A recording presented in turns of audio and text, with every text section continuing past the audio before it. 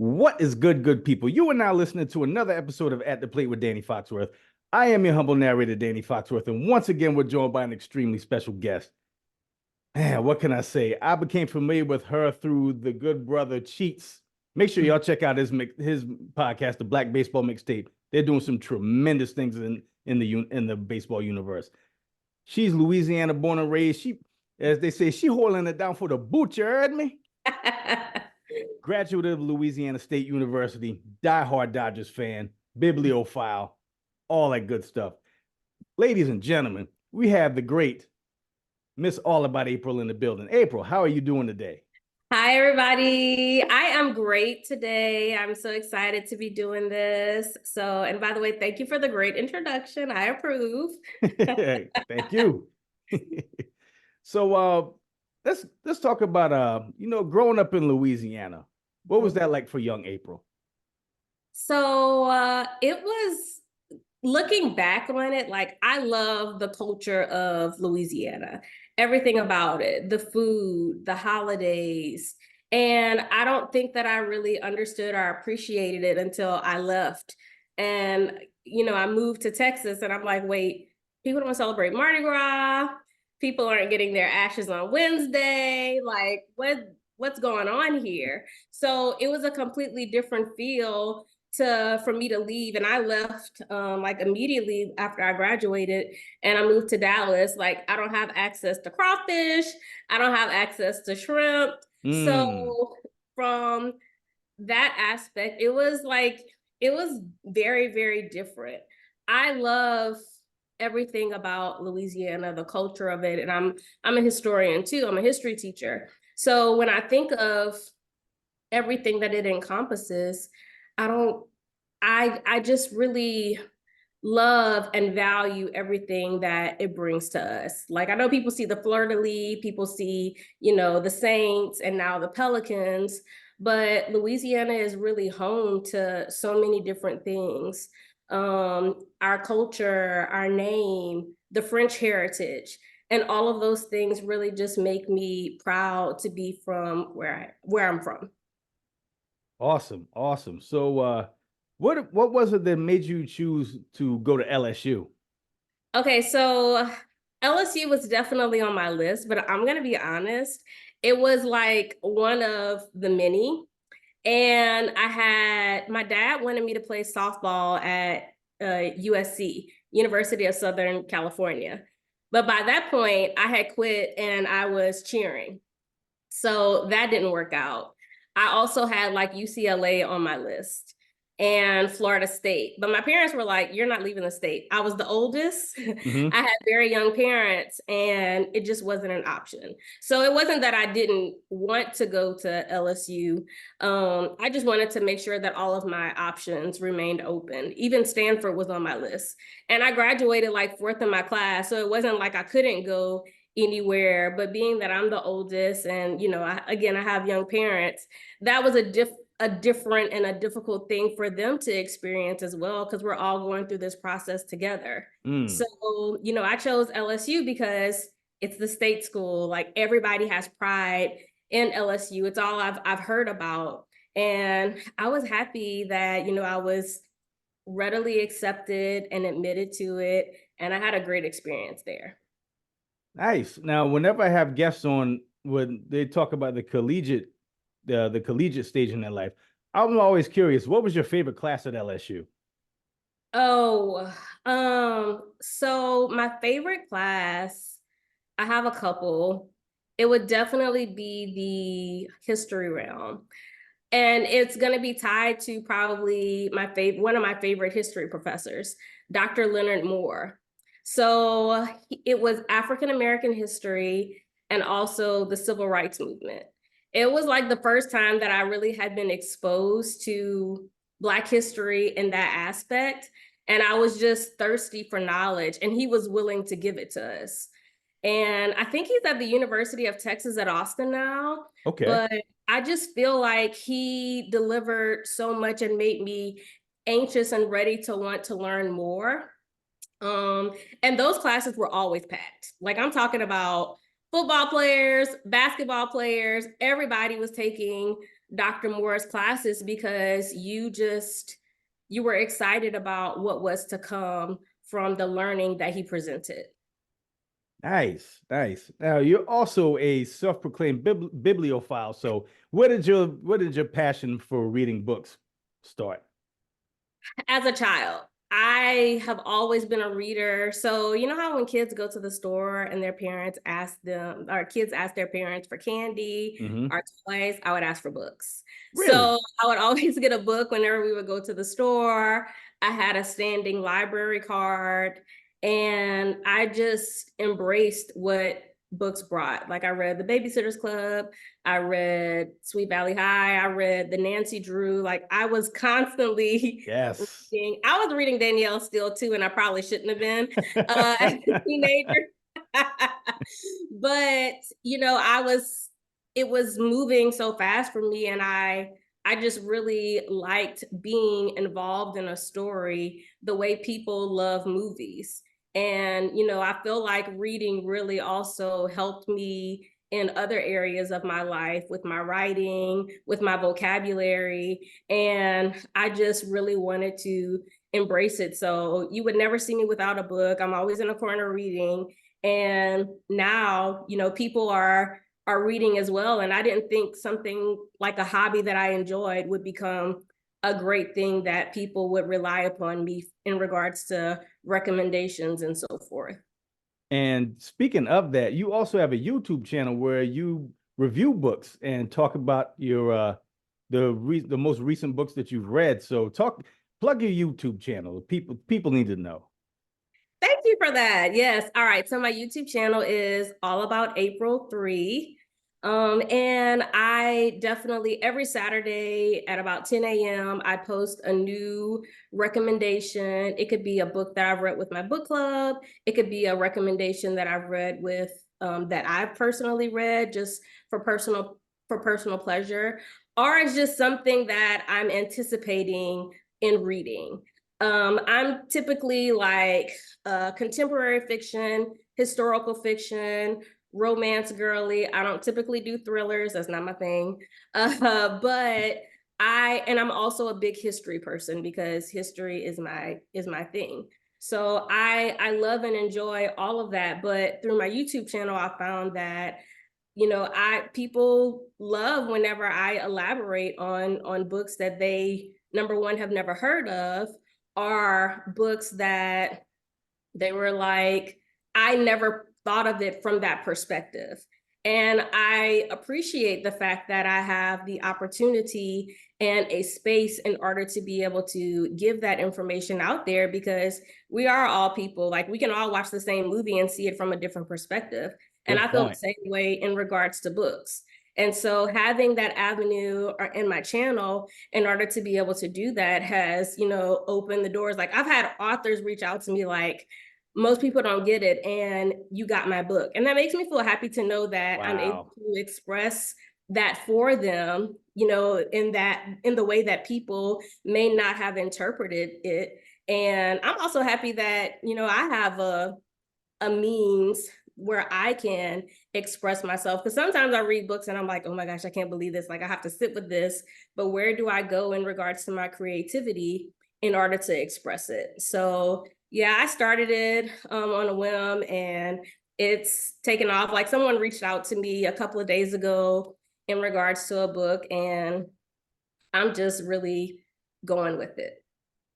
I love it. I love it. You just created your own lane and people are flocking to it. And that's so awesome to see. Make sure y'all subscribe to her YouTube channels, all about April 3. Now, we're going to talk some baseball. So, what were your earliest memories of the sport? So my dad actually played, and Okay. he was a big baseball fan. Well, I want to go on and say, like, in general, my dad is a big sports fan, period. So I grew up in a household where we weren't limited to just football and basketball. My dad watched hockey, my dad watched golf, my dad watched, baseball. We were exposed to everything, soccer. So, but baseball was his love when, when he played. So he, allowed and expressed that to us, but my brothers initially played. And so, I would see them out in the yard throwing, playing catch, and I became interested as well. And so, I began to play, but it was also a great way for my dad and I to bond. And Mm, so I really, really appreciated the fact that that was the initial thing for that, led to our relationship growing. It was through baseball. Now, I will say my daddy is a big time Yankee fan. Um, really? Yes. Like I'm talking about in his car, he has Yankee stuff. He looks forward to like holidays and birthdays because he knows that we're gonna get him some Yankee stuff. He comes down to Houston where I am. We go to whenever he's not working, we go to the Yankees games together. So I that was his thing. But and I grew up watching and appreciating what they had, 27 championships. But I still wanted my team as well. Now I played pitcher, shortstop, second. My dad will tell you like, yeah, I had to move you to second because you wasn't fast enough for short. So, but I ultimately quit. I did cheer. I wasn't as good at cheer at all, but I did appreciate and I loved what the game had to offer. So I will say when I went to LSU, my junior year, I actually moved off campus with two of my friends who went to Southern. And when we're moving in, at the same time, a whole bunch of guys were moving in as well. And I'm like, who are these guys? It ends up being the Southern baseball team. No So kidding. yes, no kidding. So like I'm literally surrounded by it, and like we're chatting, and they're like, "You like baseball?" And I'm like, "Yeah, I love baseball." They're like, "Not many women, especially Black women, we know are into it." And they quiz me and ask me questions. I remember one of the questions was like a ground rule double. So they were impressed with my knowledge, but it just was something that I couldn't let go. I love the fact that I could call my dad and we have conversations about it. I love the fact that my brothers and we could have the conversations and embrace it. And even my sister, she's a Yankee fan with my dad. I'm a Dodgers fan. My brother Jay is a Dodgers fan. And my brother Caleb is a Pirates and a Mariners fan. So, Really? yes, I love it. yes. So, how did you become a Dodgers fan? So, being that I am a historian and like growing up, my dad being diehard Yankees, all I hear is the championships, watching Jeter, A-Rod, and all these people there. I really wanted to embrace something that I felt was for me. And in studying history, I really just embraced Jackie Robinson's story. And it wasn't just because, he helped to integrate it with the Brooklyn Dodgers. Like he literally was a figure of the civil rights movement. And I think a lot of people don't realize that particular impact.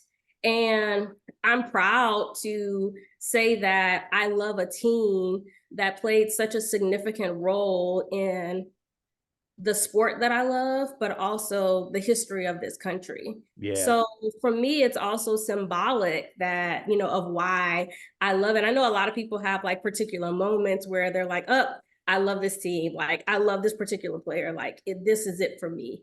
But when I go back and I look and people ask me, like, I feel pride when I say, like, this is my team because of the sacrifices that he was willing to make in order for me to, be able to love, embrace, accept, and participate in something that means so much to me. That's so dope that you chose that team not just because they might have been good, but there Right. was a cultural significance to it. Right. That's A lot of that people is think fantastic. a lot of people are like, oh, you're a bandwagon. And I'm like, well, I do think that, I don't know why God has me living over here, but, I do love the Cali teams. But I'm just like, I'm LA everything, whether it's Louisiana, LA, or Los Angeles, LA. But no, like, I really embraced that particular part of the sport. And I find it to be significant. And that's why, Cheats and Black Baseball Mixtape, it means a lot to me because I feel like he too is embracing this movement of the inclusion of, minority players, in particular Black players. And I think all of that like just ties in really well together. 100%. So, who were some of your favorite Dodgers players? I mean, Okay, are we I talking about mean, in the past or now? past and present. You know what? We can start off with the great Mookie Betts because I know how much you love Mookie. See, there you go. I have my uniform on today. I have to make sure I had on my Mookie Betts shirt. I love it. So when pretty much the Red Sox like just gave him to us, I don't even think that I realized the significance of what he was going to bring to our team. And it has, moved into this moment. And I know everybody is in the Showtime, Shohei Ohtani moment right now, but I actually believe, and this is not just because Mookie Betts is my favorite player, I really believe he's the most important Dodger to the team. Like everything surrounds him. So Mookie Betts gets injured and like I feel like a huge panic button occurs. And I'm not saying Yeah, that doesn't occur with Shohei Ohtani, but we're not even able to use him as a pitcher right now. that's a good point. And he's not, performing as well with runners in scoring position. And, we're doing fairly well considering a lot of the injuries that we have. But Mookie Betts goes down. We don't have him in right field. We don't have him at shortstop. We don't have him at second base or wherever else, because the man is literally an athlete. I really think that it's a completely different ball game for us. So yeah, he is definitely one of my favorite players. And I also want to say I love him because of his character. When people talk about Mookie Betts, they're talking about who he is as a teammate, who he is as a father and a husband. And you know that he's talented, but it's not often where you hear almost every person that he encounters speak of him in or any player in that particular way. And I'm proud to say that that is a player that I admire, and I love to watch, not just because of his talent, but because he's legitimately a great person. Very well said. And the fact that he's so talented in so many things, like he can dunk. He's Right. he's pretty much I mean, he's like what, 5'8", 5'9"? 5'9", right. And he's dunking. I saw him do like a football play in the outfield. He's a bowler. They Like, talk about how he's a great gamer. Like I think the question now is what can't he do? right. I mean, he's like he's borderline a professional bowler. Yes. And he also like preps and makes his own food in his room. I don't know if people know that. Like he brings like his own little pot thing and he preps his own food. So we talk like he's very serious about all of this. And the last thing I want to say about him is I love the fact that he is comfortable enough to defer to someone else. Because I was watching the game the other day, and after a play had occurred, Miguel Rojas had the iPad and he's like listening to Miguel Rojas like coach him up. And for a superstar of his caliber, I think it's amazing that he's still willing to both listen and learn in order to allow himself to continue to progress. Some people have the ego, like, I'm good, I don't need this. But no, like, this is him. And obviously, Mookie Betts has the bigger name, but he will tell anyone like, no, like Miggy Rojas is really him. And I love listening and learning from him. So it's even those moments. I'm just like, I'm proud to say like, this is my favorite player because I get to watch these things as he is progressing even himself. And it truly is a joy to watch. So who are some of your other favorite Dodgers? So I will say, obviously, Clayton Kershaw. He's just gonna be in Cooperstown. I appreciate the Dodgers continuing to bring him back. I can't wait to see him when he comes back June, July. Um, I will say, um, I love Max Muncy. I don't care what anybody says. Like, I'm a Max Muncy fan. Max Muncy does what a lot of people will not do. He's moved from first base to second base to third base. He's doing the work to allow himself to progress. And it's hard to switch positions like that. And third base is one of the hardest positions to play if we're talking about arm strength and, playing close to that line. But he does it with fidelity despite the criticism. And I really appreciate him. I love Will Smith too. I do love Will Smith. I love Outman. And I am proud of what I've seen of Jason Hayward. So I know he's like 35 years old, still balling, still mentoring. And to see this resurgence, I know he's injured right now. I'm proud to see him and to say that he's a Dodger as well. It's really Now, been, I'm sorry, just to talk about Jason Hayward for a second. It really is a testament to his longevity because I remember watching him play minor league baseball. I caught when he was playing in Myrtle Beach and I went up there to catch a game. And this was like 2009, like in single A. And now he's like still in the league. Like that is so mind blowing to me. Still in the league. He has the Jason Hayward Academy in Chicago. Yes. So Yes. the whole community effort that he's doing.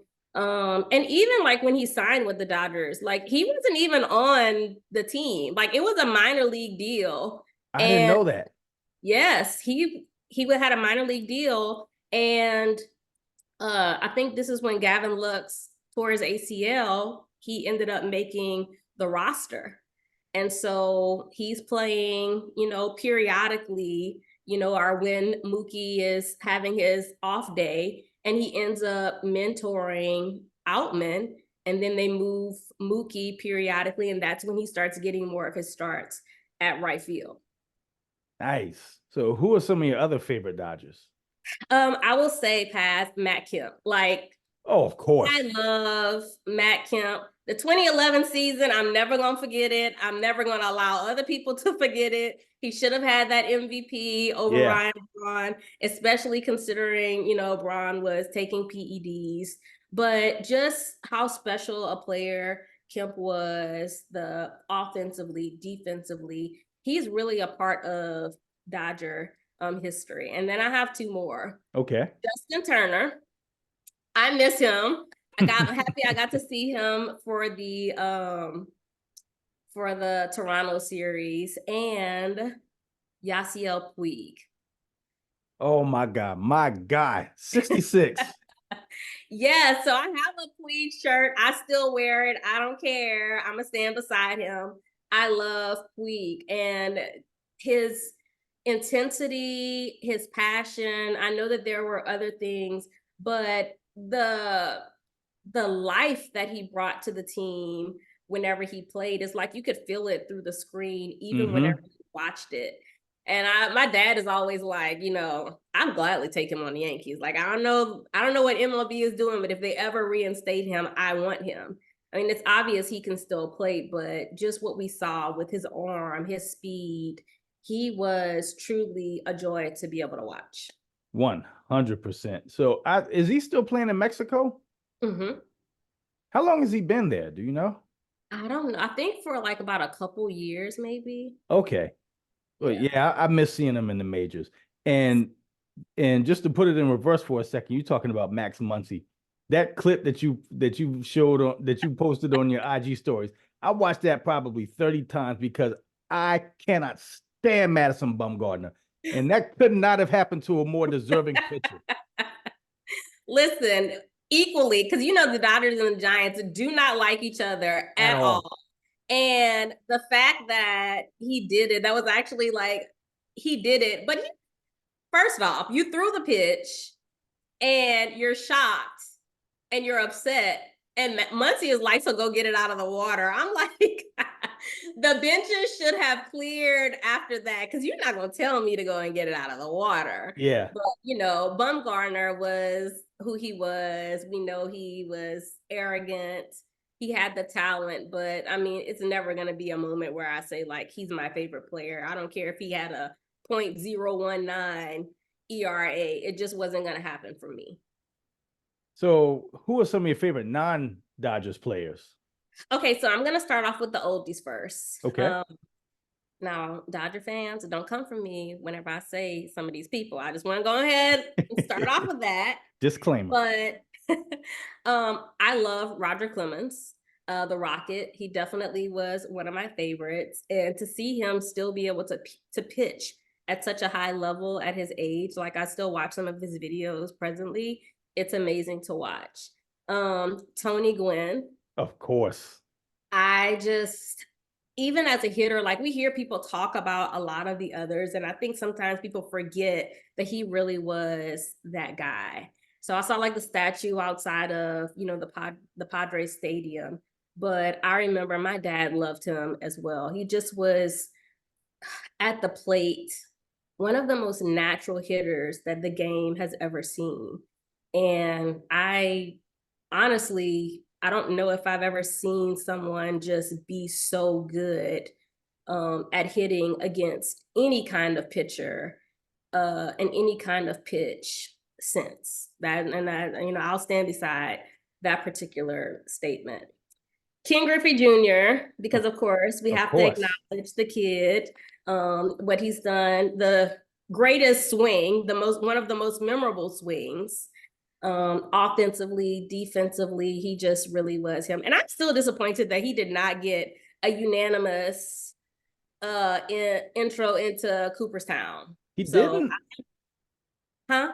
I said he didn't? No, one voter Wow. did not give him the unanimous. Of course. So Of yeah, that course. one, it made me feel away. And then y'all never gonna make me hate him. Barry Lamar Bonds. He is ultimately the GOAT. Y'all can argue with the wall, argue with your mama. You're not gonna argue Yes. with me. Barry was him. And for those of you who are going to say he did the PEDs, he's never admitted to it. We've never had proof that he did. And I ain't saying that he did it, but a big factor with Barry and even baseball players in general, which is why many athletes say that this is the hardest sport to be able to play, is you can take all the steroids you want. You still have to know how to hit the ball. And he was a Exactly. master at finding the pitches and being patient at the plate at how to even approach it. And I remember watching a clip of Maddox talking about like he would get, nervous when Bonds would go to the plate because you just don't know how to pitch to a player like that. He can hit anything, especially with the focus that he had. And then I saw another clip where D. Gordon was talking about how Bonds was in the dugout and he would call the pitches from the dugout, like he knew what was coming. And, when people talk about him, I'm like, I don't think we underestimate the greatness that he had. And Bonds was also a great fielder. Yeah. And this was all before, what he did in Pittsburgh, what he did in San Francisco. He really was him. So the fact that people refuse to acknowledge it, you're never going to do it on my watch. I'm going to always remind people of who Barry Bonds was. Man had 7 MVPs. I Okay. cannot wrap my mind around that. 7. Seven. I think And, he had like what, 4 with the Pirates? right. This is before all the hoopla, of what it was. And I can go on a whole tangent about, MLB and their acceptance of it. I'm not going to do it tonight. But, he really was a symbol. And Barry had a sweet swing too. We talk a lot about King Griffey's swing, but Barry's swing was also really, really nice. So yes, he was definitely that guy. Now, if we're talking about current players, your guy and my guy, Corey Seager. Seager. Watching him grow up in the Dodgers organization was really, really fun. He's also one of my brother's favorite players. So Nice. my brother and I were both really, really sad when we weren't able to re-sign him. But I was also happy that he was able to get, his payday because I felt that it was well deserved. One of the only players to be both National League and MVP and AL MVP. So yeah, I love and miss the consistency of Seager. I will also say Kyle Tucker. I went to the Astros game last night. He had a pretty good game.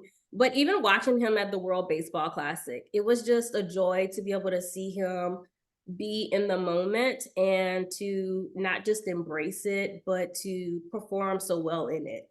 He got injured, so he wasn't able to play, but King Tuck is really a big deal out here in Houston. And again, Dodger fans don't come for me, but I love his game and his play and what he's done since he's been in the league. I will also say 3, Julio Rodriguez of the Mariners. Yes. And he very well could be MVP. We know he's done the home run derby, but he just seems hungry for what he's doing. And I know a lot of people don't.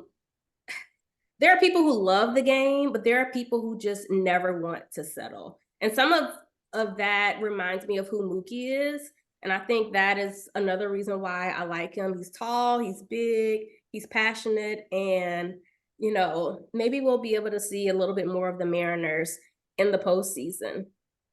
My next player is going to be Tim Anderson Jr. I am loving the resurgence. Y'all not gonna make me hate him. I don't care. I don't care.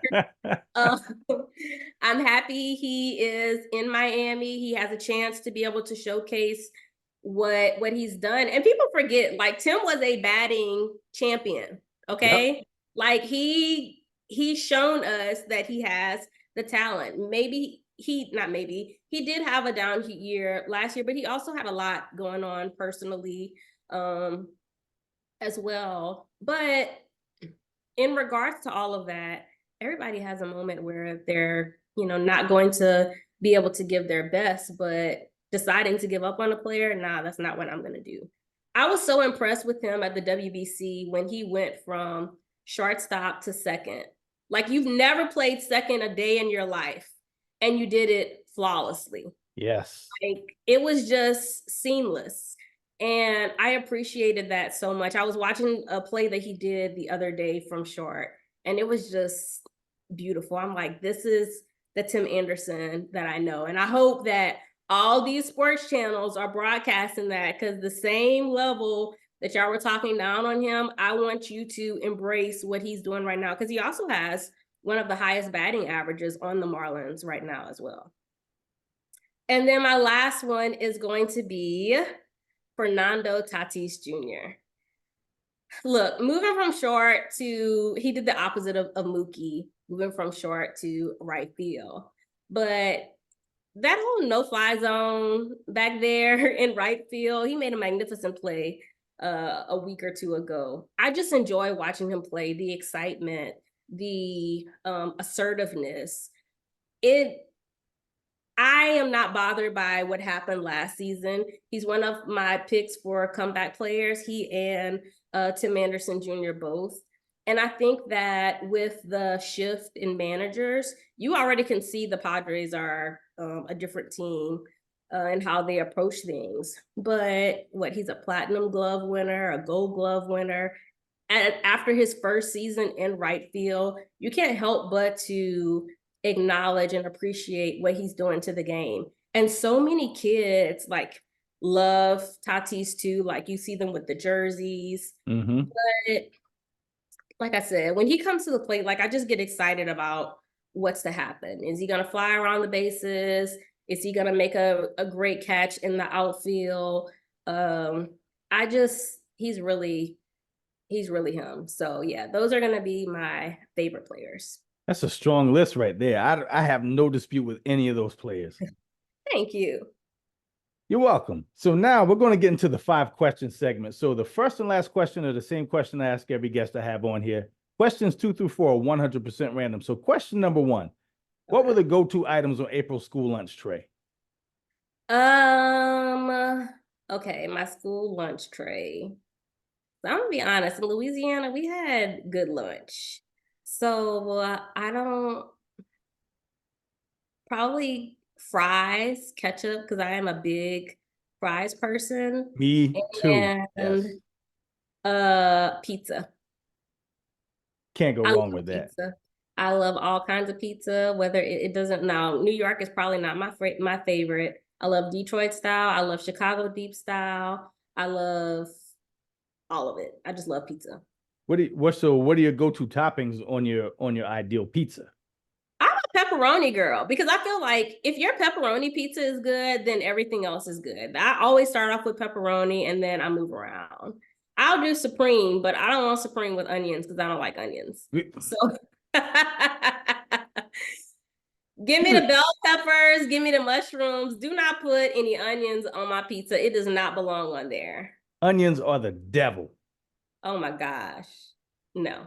And so question number 2. If you were Mhm. stranded on an island with 3 albums, what albums would they be? Mariah Carey, Butterfly. That is one. Um,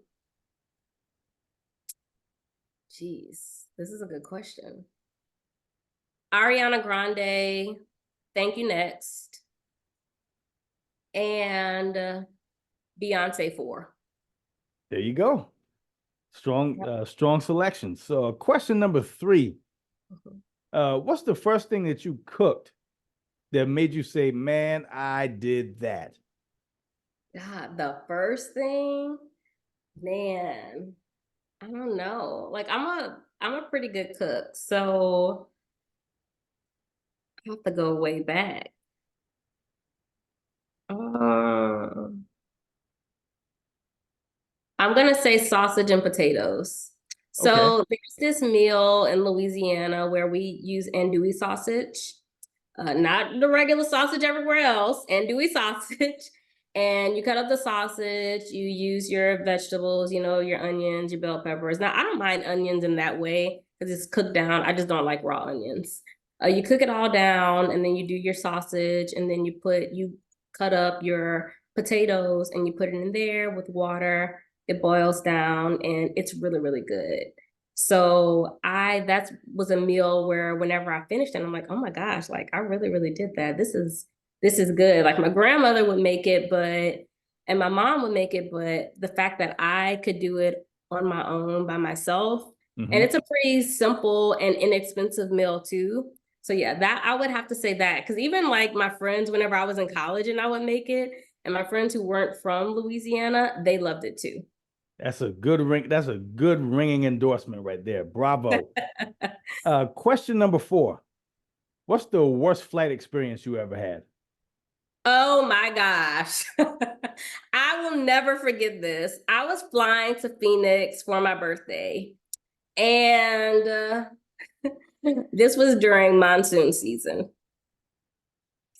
The plane had horrible turbulence and it couldn't land because the rain was crazy. So they're literally flying around Phoenix. They're coming on telling us we can't land right now. We may have to land in, Tucson, but y'all just be patient with us. I'm like holding on to the seat like, Lord, I don't know what I did, but just let me make it off this plane. It was so scary. And when I got off the plane and the person who was there to pick me up, he was like, I didn't know if, what was going on. He was like, because it was raining really, really badly. So I will never, ever forget that one. But I'm very, very happy that I made it off. And I also know not to fly during monsoon season in Phoenix. I didn't even know that, that was a thing. So. Neither did I. Then, last question. What was the Uh-huh. last thing that really made you laugh? Probably my students because they do and say funny things all the time. So, I would have to say probably I'm trying to think of something that they say because they say a whole bunch of crazy stuff. They talk about my age all the time because I'm older than them. Mm-hmm. So I'll ask them about like songs. We've been doing like a song segment, and they're like, I don't know that. Like that's past my age range or something like that. So yeah, it would definitely have to be. them because they have a lot of personalities, and I just let them be themselves and embrace what comes with it. Nice. So, there's anything you want to plug or promote? The floor is officially yours.